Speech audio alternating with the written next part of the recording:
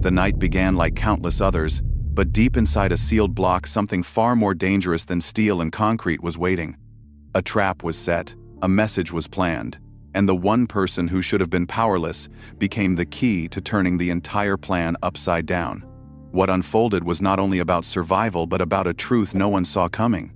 Don't forget to like, subscribe, and let me know in the comments what struck you most and where you are watching from. Officer Elaine Porter, a white female guard with 8 years of experience, was making her night rounds in Redstone State Prison, a place she had long since believed held no more surprises for her. She had memorized the sounds of each corridor, the squeak of the doors, the rhythm of footsteps against concrete, and even the low hum of fluorescent lights that never shut off. She had walked these same halls thousands of times before, and though she had faced angry inmates, violent outbursts, and the constant sense of being watched, she never thought anything could truly shake her nerves anymore. Yet tonight was different. Tonight the silence pressed in heavy, like the walls themselves were closing in around her. Normally, even on the late shift, she would hear the restless snores of men crammed into their cells, the coughs and groans of those who couldn't sleep, or the occasional muttered curse drifting out from behind the bars. But Block D was dead quiet. So quiet that her boots striking the floor echoed unnaturally loud, so quiet that every flicker of the lights above made her heart beat just a little faster. Elaine tightened her grip on her radio. Routine, she reminded herself. Just routine. She had never allowed fear to dictate her movements, not in 8 years. She carried herself with the authority her position demanded, never showing weakness, never hesitating. But as she passed cell after cell and saw only stillness, she could not deny the tension crawling up her spine. When she reached cell 42, she noticed him, Darius Coleman, a black inmate who had lived out his sentence in quiet obscurity. Elaine knew his file by heart. Armed robbery, a lifetime sentence, but never once had he been caught fighting, causing disturbances, or disrespecting staff. Unlike so many others, he kept to himself. He read thick novels, sat silently during meals, and did not play the political games other prisoners thrived on. In truth, Elaine had always considered him one of the easier men to manage. Tonight, though, he was anything but calm. His posture was stiff, his skin glistened with sweat despite the cold air conditioning, and his wide, dark eyes locked onto her with an intensity that made her slow her pace. For a second, she thought he might be sick, or perhaps unraveling under the weight of prison life. Then, without warning, his lips moved, and he whispered words so soft she barely caught them. "Don't talk." Elaine froze mid-step, her training urging her to stay alert, her hand drifting instinctively toward her holster. She opened her mouth to command him back, to reassert control, but the desperate look in his eyes halted her. This wasn't manipulation. This wasn't one of the countless tricks inmates used to test her. This was different. "Don't talk, just listen," Darius repeated, leaning closer to the bars, his voice a fragile thread of urgency. Elaine's pulse quickened, and for the first time in years, she felt a genuine tremor of fear. Her radio crackled sharply at her shoulder, dispatch requesting her scheduled status check. She had 30 seconds to respond before backup would be dispatched.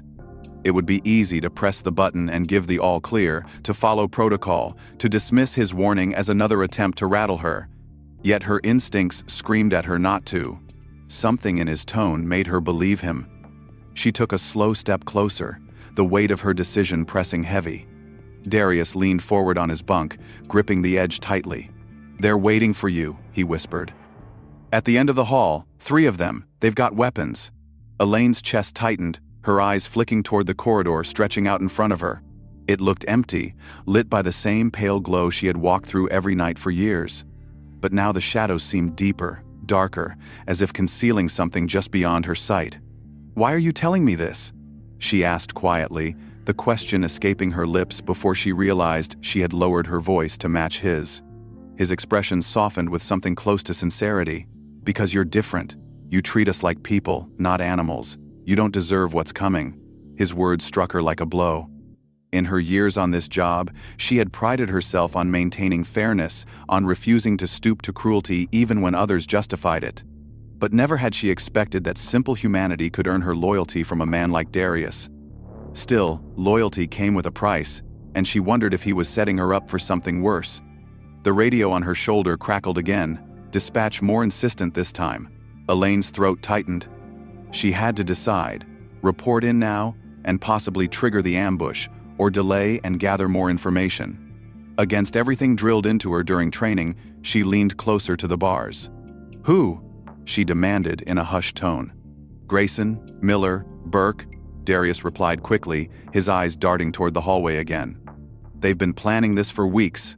They know your patrol, they know where to wait. One's got a shiv, one's got a sock of batteries, and Burke's got the master key."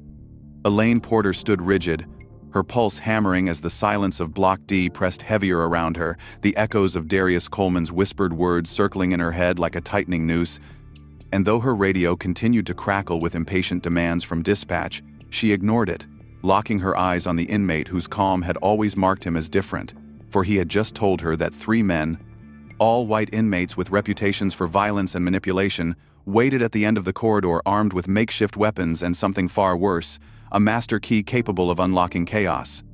She fought the urge to snap back into protocol, to report in and demand backup, but her gut told her calling for help now would not only confirm to the attackers that she suspected something, but also force them into action before she had time to understand the scope of the plan.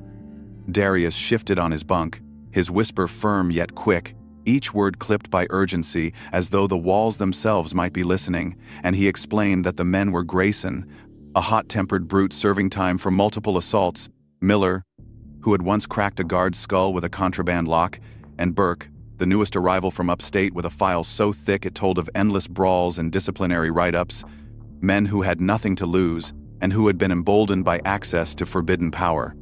Elaine's breath caught when she heard Burke's name paired with the key, the image of heavy steel doors swinging open in rapid succession flashing before her eyes, a vision of dozens of inmates spilling into the halls like floodwater, each carrying their own grudges and hunger for violence. "How do you know all this?" she asked, her voice low but steady, testing the weight of his words, searching for cracks that might reveal a lie.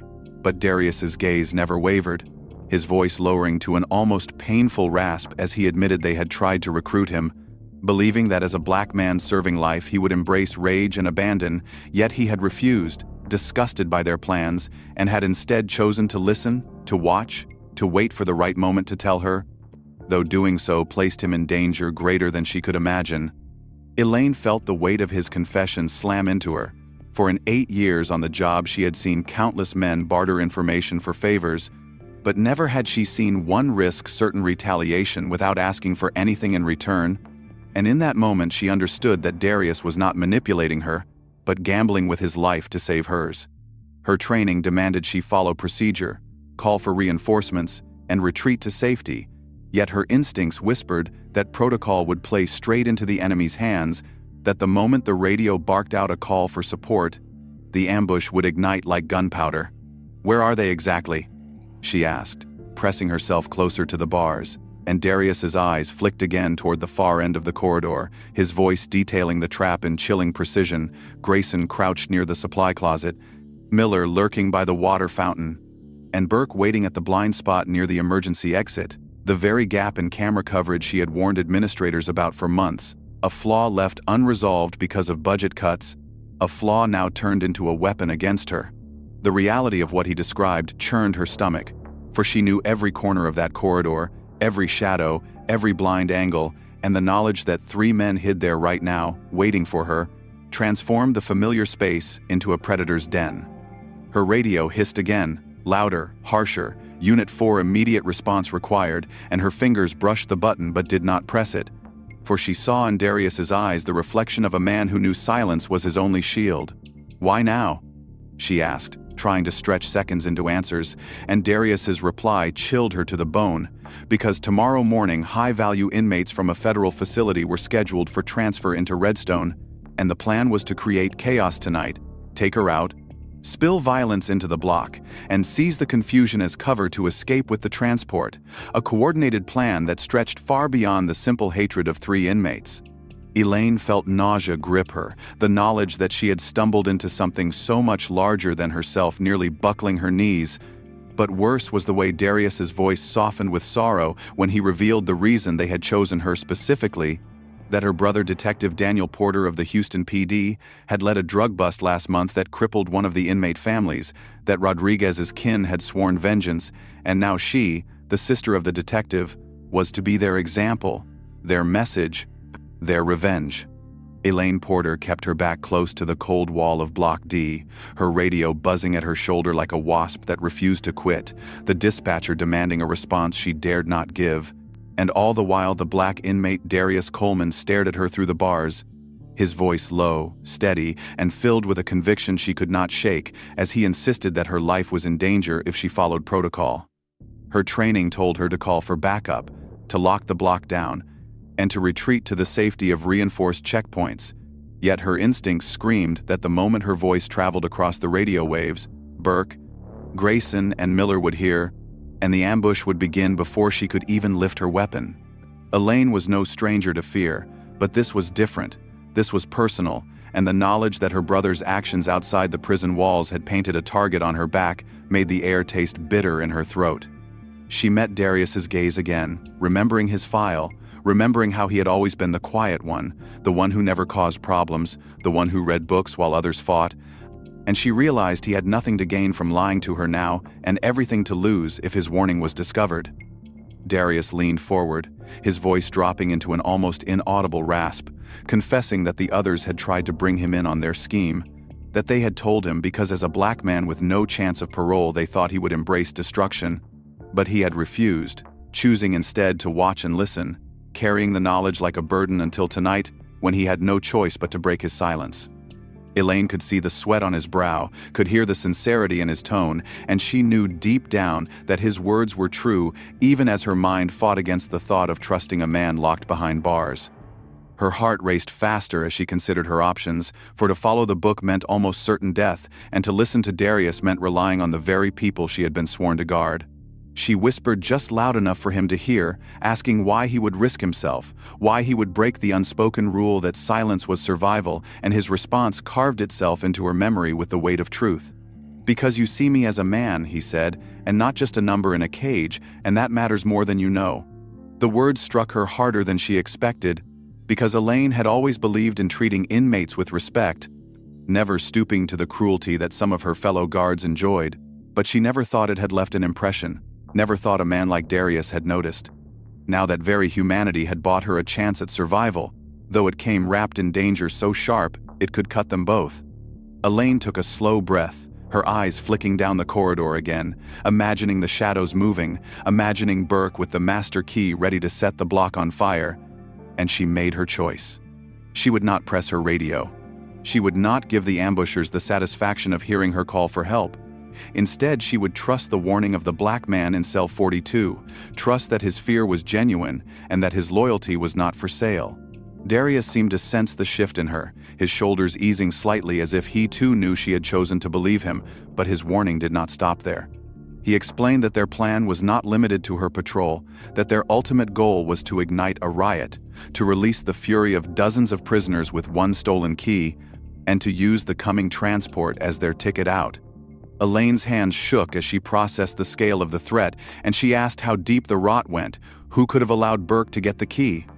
Darius's voice hardened as he revealed the truth, that a guard's nephew working maintenance had been copying keys for months, selling them to inmates with family money on the outside, and that Burke had paid handsomely for the master key he now carried. The revelation made Elaine's stomach turn, for it meant corruption had eaten into the very core of the prison, that no one could be trusted completely, not even the men in uniform who walked the halls beside her.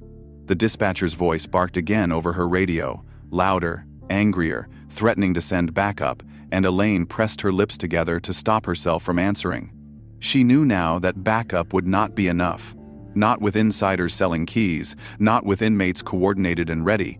And she knew that if she survived this night, it would be because she listened to Darius when every instinct of her profession told her not to.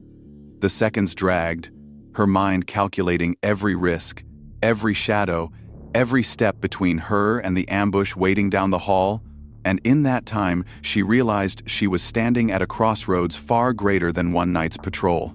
To trust the book was to die, but to trust Darius was to admit that sometimes the truth comes from the most unlikely of places, even from a man society had locked away forever. Elaine Porter pressed her back against the icy wall, the silence of Block D gnawing at her nerves as the faint hum of the lights above felt like the only sound left in the world, and her decision to trust Darius Coleman weighed heavier with every second. The black inmate had given her the names, the weapons, and the locations of the men waiting to ambush her, but now he leaned closer to the bars, his voice so soft it could have been mistaken for the wind itself, revealing that the threat ran deeper than shadows in the hallway. Elaine braced herself as he whispered that Burke's master key had not been stolen through luck or cunning alone, but had been bought, purchased with cash funneled from the outside, facilitated by a corrupt link inside the very institution sworn to contain these men. Darius's eyes flicked quickly toward the dark corners of the block, as if he feared the concrete itself might listen, and he explained that a maintenance worker related to one of the guards had been copying keys for months, slipping them to inmates whose families had enough dirty money to pay the price. Elaine felt her stomach twist into a knot, her pulse hammering in her ears, for the realization hit harder than the ambush itself. She was not only fighting against violent men locked inside cells, but also against betrayal from those who wore the same uniform as her. The thought that someone she passed in the break room, someone who laughed at the same jokes and drank the same bitter coffee, could be feeding the wolves shook her more than the whispers of violence in the dark ever could. She struggled to steady her breathing, her training demanding composure, even as her instincts warned her she was surrounded by rot. "Who?" she asked under her breath, desperate but terrified of the answer, and Darius's lips tightened before he admitted that the nephew of Officer Thompson had been behind the scheme. A young man working in maintenance who saw opportunity in steel and locks, who saw profit in danger, and who had turned the prison into a marketplace of keys and secrets. Elaine's mind reeled as she thought of Thompson, a guard she had worked alongside for years, a man who had once covered her post when she was sick, a man who had shared stories of his family during long shifts. And now every memory twisted into suspicion. Had Thompson known? Had he encouraged it? Or had he simply turned a blind eye while his own blood undermined everything they claimed to protect? The questions slammed into her, but answers would have to wait, because right now all that mattered was that Burke had the key, and 3 violent men were only steps away from turning Block D into a slaughterhouse. The radio on her shoulder flared again, the voice from dispatch sharper, angrier, demanding that she respond, but Elaine forced herself to remain still, her silence now an act of rebellion against the rules that had defined her career, because she knew that protocol could no longer save her, not when the corruption she had just learned of was proof that the rules themselves had already been broken from within. Her throat tightened as she looked at Darius again, the dim glow of the light reflecting off the sweat on his brow, and she understood in that moment that he had told her something that could get him killed in less than an hour. Inmates did not forgive betrayal, and if Burke or Grayson or Miller discovered he had warned her, they would silence him with a ferocity that no guard could prevent. She whispered a single word, "Why?" her voice heavy with the burden of knowing he owed her nothing, and Darius answered with a clarity that left no space for doubt, explaining that he had lived long enough in chains to recognize when a person stood apart, when a person carried dignity into a place built to strip it away, and that Elaine had shown him that humanity was still possible inside walls of concrete and barbed wire, and because of that, he would not stand by while men poisoned by hate tried to end her life. The confession pressed against her chest like a weight she both feared and cherished, for it forced her to face the uncomfortable truth that the only person she could rely on was not another guard but a black man behind bars, and that irony cut sharper than any blade. Elaine turned her gaze toward the end of the hall, the shadows now alive with threat, and she realized that every second she lingered there placed her closer to discovery. Darius leaned back slightly, his eyes darting again toward the others who stirred restlessly in their cells, and he warned her that time was running short, that Burke and the others expected her to make her routine check-in and walk straight into their trap, and if she delayed much longer, suspicion would rise, and the plan would shift into something she could not predict. Elaine's jaw tightened, the decision carving itself into her bones, and she resolved that she could not let Burke's betrayal of the system go unanswered, but survival had to come first, and for that she needed to use the truth Darius had handed her as a weapon. The thought of Thompson's nephew copying keys clawed at her mind, the betrayal so profound it threatened to break her concentration, yet she forced herself to push it aside for the moment, to focus on the immediate threat, to use the knowledge that the ambush was real, and that she had only minutes to decide how to navigate a hallway that had become a battlefield. Her hand brushed against her holster, the weight of her service weapon, a small comfort against the enormity of what she faced. But she knew bullets alone would not stop a riot, not when the men had a key and inside help. Her breath slowed as she forced herself to think like them, to imagine how men like Burke plotted, how they anticipated fear, how they thrived on the mistakes of those they hunted. And in that dark corridor, she understood that her survival would depend on cunning, on silence, and on trusting Darius even when every lesson in her training told her never to side with a prisoner. Elaine Porter moved with measured caution, her hand brushing against the cold concrete wall as the weight of Darius Coleman's warning pressed deeper into her chest, the revelation of corruption within her own ranks making every step feel heavier. Yet before she could form a plan, Darius spoke again, his voice trembling with urgency, saying that the ambush was not just a random act of violence, but a message carved specifically for her, and the name of her brother, Detective Daniel Porter, slipped from his mouth like a knife twisting in her ribs. Elaine froze, her throat tightening as Darius explained that Rodriguez, one of the men orchestrating the plot, had a younger brother arrested by her brother in a drug raid just weeks before, a bust that had crippled a distribution line tied to prison families and cost them thousands in product and money. And though she had dismissed her brother's late-night complaints about retaliation as the burdens of the job, she now saw the cruel clarity of cause and effect, that her bloodline had made her the target of a vendetta larger than she had imagined. The silence of the block seemed to grow louder as Darius leaned closer, whispering that her name had been spoken often by those three men, not just as a guard but as Daniel Porter's sister, and that they believed striking her down inside the prison would send a message to her brother and to every lawman who dared to touch their operations. And in that moment, Elaine felt her identity unravel, no longer just Officer Porter, but a pawn caught in a war between her family and the criminal empire that stretched far beyond the razor wire. Her mind reeled as she considered the possibilities, the way her patrol routes, her living arrangements, and even her commute might already be known to them through inside help. And the truth that Darius whispered confirmed her worst fear, that the ambush tonight was not only about killing her, but about shattering her brother's resolve, about making him watch his sister become collateral damage in the war he thought he was winning. Elaine's heart pounded faster, and though her hand rested on her holster, she knew a gun alone would not save her from a network that reached into her own department, her own colleagues, and her own home. And she felt the first sting of vulnerability seep into her bones in a way she had never allowed before. She wanted to deny it, to reject the idea that her career, her safety, and even her blood were entangled in such a vicious cycle, but the sincerity in Darius's eyes cut through every layer of her doubt, for he had nothing to gain by lying about her family, and in the dim light of Block D, his voice sounded like the only truth left to cling to. Elaine whispered back, her voice almost cracking, demanding to know why they had waited until now, and Darius explained that the timing was intentional, that tomorrow's federal transport offered the perfect distraction, the perfect smokescreen, and that if she fell tonight, the chaos would ripple outward, making escape easier and revenge sweeter. And Elaine realized she was standing on the thin edge of a plan that had been months in the making, one that had chosen her as the symbolic sacrifice.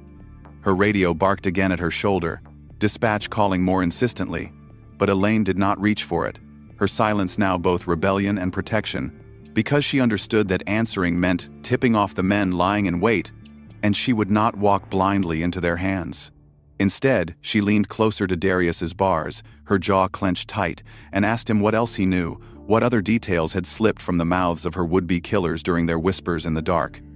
Darius shifted uneasily, his fingers gripping the thin mattress on his bunk, and admitted that they had spoken of her apartment, her schedule, her car, and that someone had provided them details that only an insider could have, information about when she arrived, when she left, and even the route she drove to work each day. And as Elaine listened, her blood ran cold because it meant the conspiracy had already seeped beyond the prison walls into the fragile safety of her home, the one place she had thought untouchable.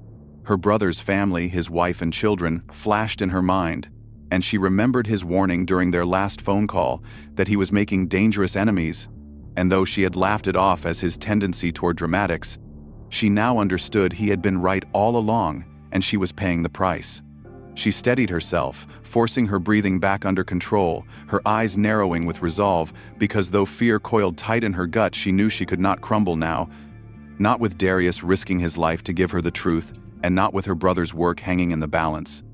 Elaine Porter steadied her breathing, her hand brushing once more against the wall as though the solid concrete could anchor her racing thoughts, the revelation that the ambush was personal still rattling inside her skull.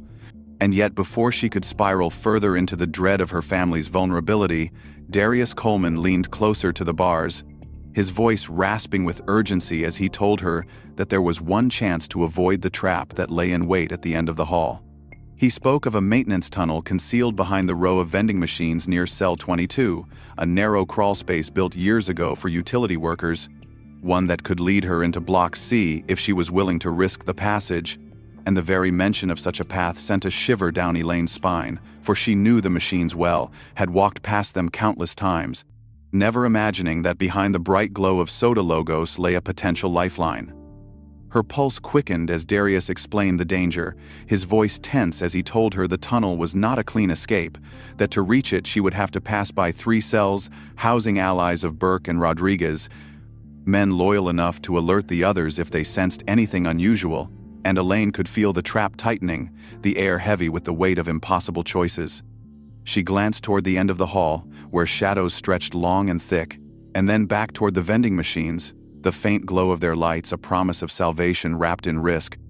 And in that moment she realized that to walk forward was death, but to move back was exposure, and the only way through was to trust the warning of the black inmate who had already saved her once tonight. Elaine straightened slightly, her eyes narrowing with resolve as she whispered to Darius that she would take the path, but his hand shot forward to grip the bars, his face pale with worry as he warned her that the men in those nearby cells did not sleep lightly, that one of them, Travis Boone, was particularly dangerous, a man who had already attacked 2 guards and bore scars like trophies from every fight he had ever started. The name alone made her chest tighten, for she remembered Boone vividly, a broad-shouldered brute with a grin that never reached his eyes, a man who seemed to thrive on intimidation, and the thought of passing his cell undetected made her stomach churn. But she had no other choice, and Elaine knew it. She nodded once to Darius, a silent acknowledgement of the risk they both understood, and began to move slowly, each step deliberate, her boots as quiet as she could make them against the concrete. The glow of the vending machines grew nearer, but with each step her nerves screamed louder, the silence of the block so unnatural it seemed to magnify the sound of her own heartbeat until she swore it echoed down the hall. Just as she neared the row of cells before the machines, a noise cut through the silence, sharp and metallic, the sound of something scraping across concrete, and Elaine froze in place, her breath catching in her throat. She turned her head slowly, eyes scanning the darkness, until she realized the sound came from Cell 19, the very place Darius had warned her about, and her heart sank as she saw the shadow of Travis Boone shift across the narrow window in his door. The scrape came again, metal dragging slow and deliberate, and she realized with dread that Boone was awake, moving with purpose, perhaps sensing the tension in the air, perhaps smelling the fear that clung to her. Elaine pressed herself flat against the wall, praying that the shadows would conceal her. But Boone's movements grew sharper, and she heard the soft shuffle of bare feet pacing within the cell. The whispers of a man talking to himself, or perhaps to someone beyond her hearing.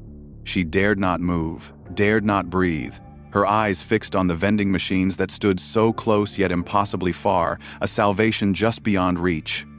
Her radio suddenly crackled, the sound impossibly loud in the oppressive silence, and she fumbled to lower the volume, but the damage was done, for Boone's pacing stopped abruptly, the shadow in the window going still as stone. Elaine's heart hammered so violently against her ribs, she thought the sound alone would give her away, sweat dripping down her back as the seconds dragged into eternities, and then his voice floated through the bars, casual and mocking, the kind of voice that carried danger in every syllable. "Evening, Officer Porter," he drawled, his tone thick with amusement. "Working late tonight?" Her blood turned to ice, her muscles coiled tight as she forced herself to remain calm, and though every instinct told her to run, she steadied her voice and replied, "Just making my rounds, Boone. Everything quiet tonight?" He chuckled, a sound that rattled through the block like broken glass, and the menace in his laugh confirmed what she already knew, that he had sensed something off, that he could smell her fear. "Quiet, sure," he said, his voice closer now as he pressed to the door. "But I got a feeling things are about to get real interesting." Elaine took a careful step toward the vending machines, keeping her tone professional, the mask of calm she had perfected over years of training. "Get some rest, Boone. Morning comes fast," she said, though every word tasted like ash. But Boone was not finished. His voice followed her like a shadow, slithering through the bars. "Been thinking about you, Porter. About how you walk these halls every night all alone, thinking you're safe," he taunted, and she could hear the grin in his voice.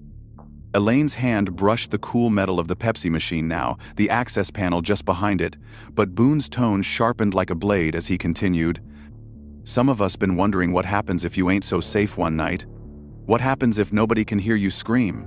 Her radio was warm in her hand now, her finger hovering over the call button, but she knew pressing it would trigger him, would send his voice down the corridor to Rodriguez, Miller, and Burke, and then everything would unravel too soon. She forced her words through clenched teeth. "Back to bed, Boone, before you say something you'll regret." His laugh grew louder, his menace spilling into the corridor like smoke, and then she heard the sound that made her blood run cold. The click of a lock turning, the creak of metal as his door began to open. Elaine's breath seized in her chest as realization struck Burke was not the only one with a key. There were more, and Boone had one too, which meant the corruption ran even deeper, and the plan had layers she had not begun to grasp. She abandoned pretense, diving toward the vending machines, her multi-tool in hand, her fingers fumbling for the screws that held the access panel, and behind her she heard Boone's bare feet slap against the concrete as he stepped into the hall. Her hands shook as she worked, the first screw falling free easily, the second rusted tight, every twist of the tool sending metallic groans echoing into the silence. The sound of footsteps grew louder, joined now by voices down the corridor, Rodriguez and Miller closing in with practiced precision, their words dripping with menace as they called out to her, mocking her brother's name, reminding her with every syllable that tonight was about more than her job. The third screw clattered to the ground, her fingers slick with sweat as she attacked the fourth, and as the metal finally gave way, she yanked the panel free and saw the narrow darkness of the tunnel stretching ahead like a coffin, just wide enough for her to crawl. The image of Darius's face, his desperate eyes behind the bars, haunted her as she pushed onward. The faint light at the far end of the crawl space, a promise of salvation that suddenly felt hollow. For if she reached Block C alive while Darius was slaughtered in Block D, then her survival would be stained with guilt too heavy to carry. Her breath came in ragged bursts, her equipment belt scraping noisily against the sides of the tunnel, and the sound of her own pulse threatened to drown out reason. Yet in that cacophony, she heard again the sincerity in Darius's voice, the steadiness of his warning, the raw truth that had kept her alive until this very moment, and she knew with chilling clarity that she could not leave him to die. She stopped mid-crawl, the tunnel pressing against her shoulders like a coffin, her palms stinging from the rough floor, and she closed her eyes for a second as she whispered to herself that sometimes survival was not about running away but about turning back into the storm. She forced herself backward, her elbows and knees straining as she shoved herself in reverse, the darkness closing in tighter with every movement, until finally she saw the faint glow from the vending machines again, the entry she had just fought so desperately to reach. As she emerged, the air of Block D struck her lungs with a cold violence, and she could already hear the voices of Jackson and Boone echoing down the corridor, their footsteps heavy with intent as they closed in on cell 42. Elaine's chest tightened as she realized she had maybe 2 minutes, at most, before they reached Darius, and she had no plan, no backup, no advantage except for the element of surprise. Her fingers brushed her radio, but she hesitated, for she knew reinforcements would arrive too late, and by then Darius would be gone, another casualty silenced behind bars. She steadied herself, her training telling her to de-escalate, to contain, to wait for support, but her instincts told her that delay was death, that action now was the only path left, and she listened to those instincts even as fear gnawed at her. She pressed her back against the vending machine, her weapon drawn low, her breaths shallow as the flashing memory of Boone's grip still lingered on her ankle, and she whispered to herself that she had to move. She had to strike before they did. The corridor ahead stretched long and unforgiving, shadows shifting with each flicker of the fluorescent lights, and in those shadows she saw the figures of Jackson and Boone moving deliberately toward Darius's cell, their voices low but filled with menace as they muttered about making an example out of him.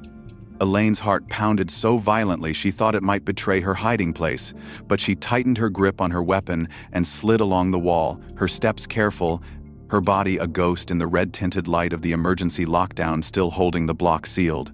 Every detail of her surroundings burned into her mind: the smell of sweat and metal, the faint hum of the lights, the metallic clang of distant doors sealed by the alarm, and the sound of Jackson's footsteps growing closer to her ally's cell.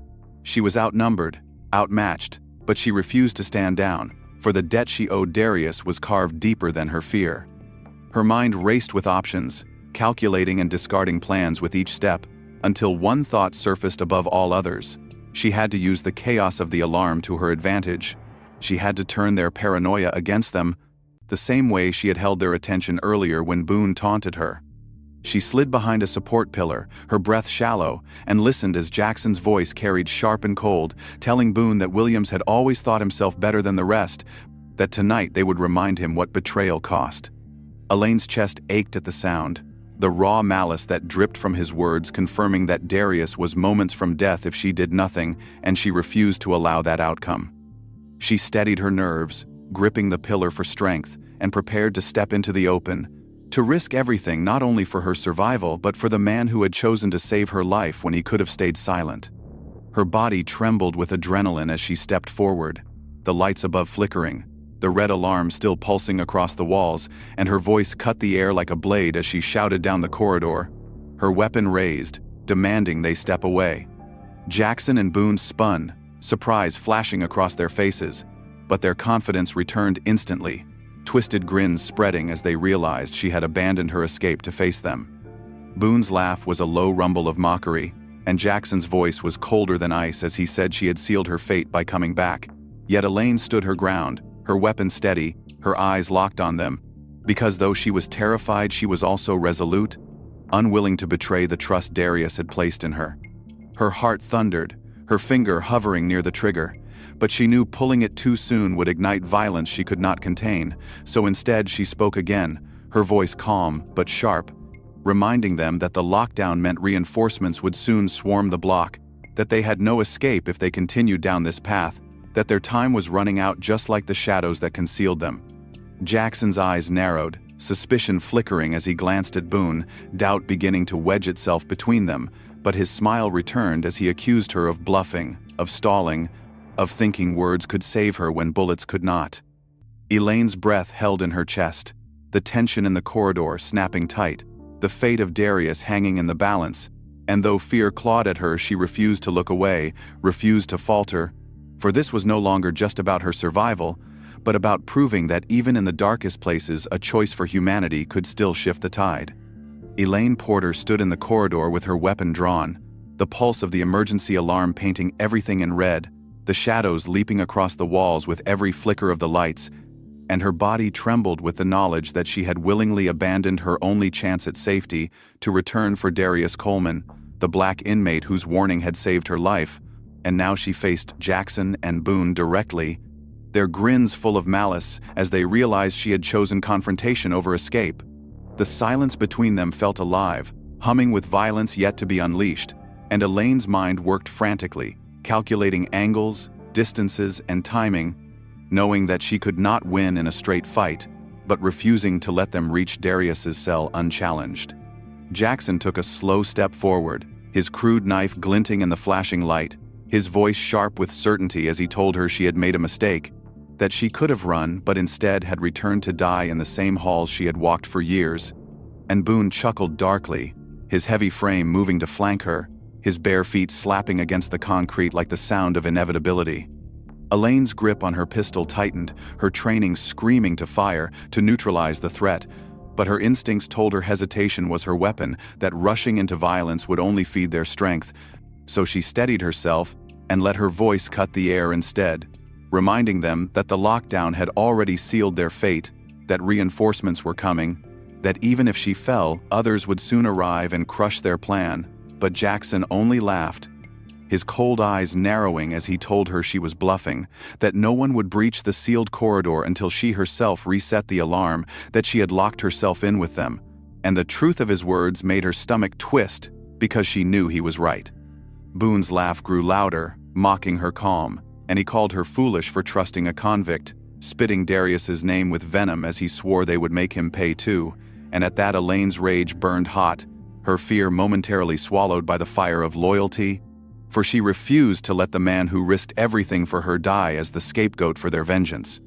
Her eyes hardened, her voice sharpened, and she told them with icy certainty that they had underestimated her, that she was not alone, that the very inmates they thought loyal to them were growing tired of their games, tired of their terror, tired of being pawns in their reckless crusades.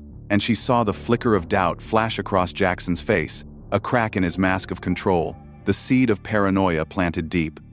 Boone sneered, dismissing her words as lies, but Jackson hesitated, his eyes darting to the rows of cells, the silence of the block now an ominous presence pressing against him, and Elaine knew she had struck the nerve she needed, for paranoia was as deadly as any blade in a place where trust was scarce. Yet she also knew doubt alone would not stop them, that they would still advance, that she had to make her next move with precision, so she shifted her stance, keeping both in her sight, her weapon raised, but her finger steady, waiting for the moment when words could no longer hold the line. Jackson snarled suddenly, breaking the silence with a charge, his knife flashing as he lunged, and Elaine squeezed the trigger, the deafening crack of her gun shattering the air as the bullet tore into the wall inches from his shoulder. A warning shot meant not to kill, but to remind him that she controlled the rhythm of this fight. He staggered back, his confidence rattled, his eyes narrowing with rage, and Boone cursed under his breath, his advance halting as the echo of the gunshot lingered like a ghost in the block. Elaine's chest heaved, her heart racing, but she stood her ground, refusing to yield, her eyes burning with a determination that told them she would fight to the last breath if she had to. And in that moment she felt the weight of her choice settle fully on her shoulders, the choice to sacrifice safety for loyalty, the choice to stand in front of Darius rather than abandon him to a fate he did not deserve. She had become the line they had to cross, and she would not move. Jackson's voice broke the silence again, colder now, angrier, accusing her of weakness, of siding with a prisoner against her own kind, and Elaine answered without hesitation, her voice steady as stone, telling him that right was right and wrong was wrong, no matter who stood on which side of the bars, and that his cruelty and corruption had already exposed him as the true traitor to the system. The words struck like bullets of their own, and she saw Boone shift uncomfortably, his loyalty wobbling as doubt crept in through the cracks of their alliance, and Elaine pressed harder, her words becoming weapons sharper than steel, reminding them of the families they had betrayed, the trust they had broken, the future they had destroyed with their greed and arrogance. The silence that followed was heavy, but it was not victory, for Jackson still clutched his knife and Boone's fist still clenched with violence, and Elaine knew that words had bought her moments, not salvation. She breathed deeply, steadying herself for the storm that would follow, her mind sharpened by the knowledge that she had chosen this path, that she had chosen to stand with Darius even if it cost her everything. And that sacrifice was sometimes the only currency worth paying in a place where loyalty was rare.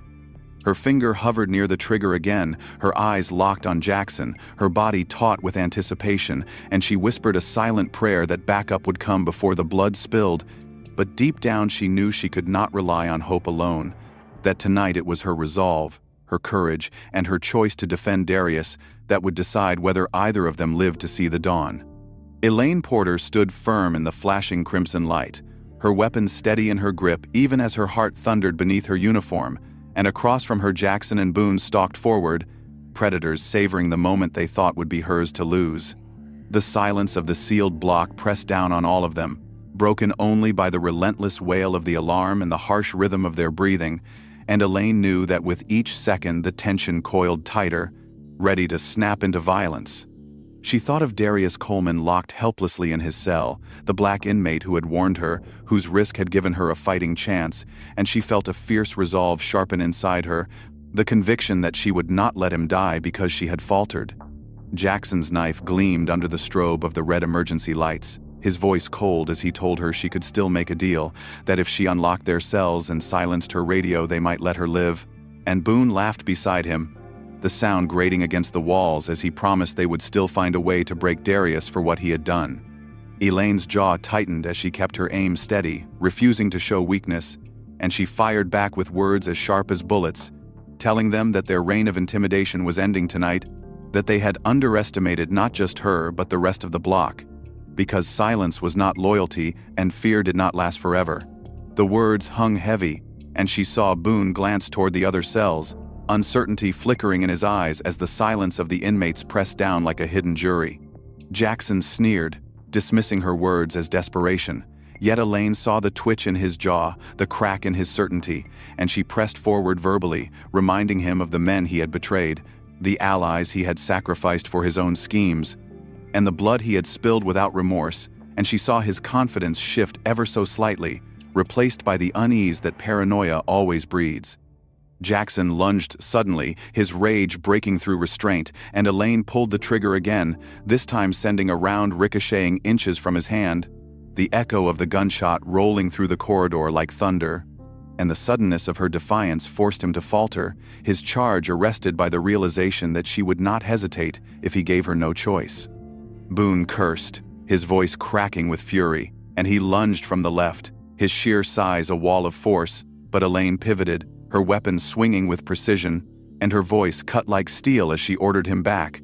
And in the split second of hesitation, she saw the doubt return, saw the realization that she was not the helpless prey they expected. The alarm blared louder in her ears, the red lights pulsing like a heartbeat, and in that surreal glow she realized she could turn the system itself into her ally, that the lockdown which trapped her with them also trapped them with her, cutting off escape, suffocating their confidence, and feeding the paranoia she had already stoked. She shouted again, not at them, but at the block, her voice echoing across the sealed cells, telling the other inmates that she knew they were listening, that she knew some of them were tired of being pawns, tired of being ruled by fear, and that tonight was their chance to let silence speak louder than violence. The effect was immediate, the silence growing heavier, pressing against Jackson and Boone as they glanced at the dark windows of nearby cells, their paranoia deepening with the thought that any man behind those doors could betray them just as Darius had. Jackson snarled, his grip on the knife tightening as he spat curses at the unseen men, his voice sharp with the edge of fear, and Elaine knew she had gained ground, that their unity was crumbling under the weight of suspicion. Boone's chest heaved, his fists trembling, and he snapped at Jackson, accusing him of losing control, and in that moment Elaine saw the opening she had been waiting for, the wedge between them widening into fracture.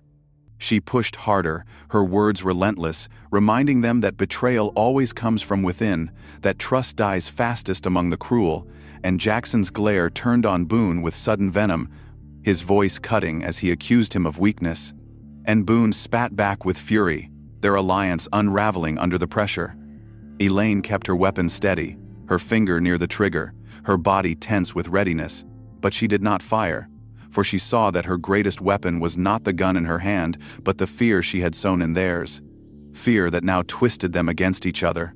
Boone roared, stepping forward to prove his strength, but Jackson raised his knife toward him, their eyes locking in mutual distrust, and for a heartbeat, Elaine felt the shift, the balance tipping away from her being their prey to them being each other's predators. The sound of approaching boots in the distance whispered of backup, faint but real, and Elaine steadied herself, her breaths controlled, knowing she had to survive the last stretch, had to hold her ground until the reinforcements broke through the sealed doors. Jackson snarled again, lunging not at her but at Boone, his knife flashing in the red strobe, and Boone roared in rage, their fight erupting in the narrow corridor, fists and steel clashing as curses filled the air. Elaine did not move, her weapon steady as she held her distance, letting their violence consume itself, her heart pounding as she realized she had done it, she had turned their fury inward, she had shifted their alliance into chaos, and in doing so, she had protected Darius without firing a fatal shot. The fight crashed against the walls, brutal and loud, and the sight of them tearing into each other was both horrifying and liberating, for it meant her gamble had worked, her choice to sacrifice safety for loyalty had paid off, and though she still stood in danger, she was no longer the only target in their hunt.